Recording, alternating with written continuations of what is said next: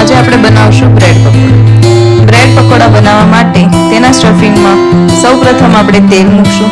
તેલ ગરમ થાય પછી તેમાં રાઈ, હિંગ, મીઠા લીમડાના પાન અને આદુ મરચાંની પેસ્ટ નાખશું। તેને બરાબર હલાવી લેશું। ત્યારબાદ તેમાં બાફેલા બટેકા અને મીઠું એડ કરી બરાબર હલાવી લેશું। પછી તેમાં પકોડાનો મસાલો મિક્સ કરશું। ત્યારબાદ તેમાં લીંબુ અને ધાણા એડ કરશું। મસાલો બરાબર મિક્સ થઈ જાય ત્યારબાદ તેને આપણે સાઈડમાં લઈ લેશું। પછી એક બાઉલમાં ચણાનો લોટ, મીઠું, હળદર અને પાણી નાખી એક બેટર રેડી કરશું। બેટરની કન્સિસ્ટન્સી આપણે મીડિયમ રાખશું।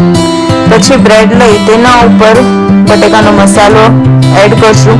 પછી તેના ઉપર બીજું બ્રેડ મૂકી તેને ટ્રાયેંગલ શેપમાં આપણે કટ કરી લઈશું।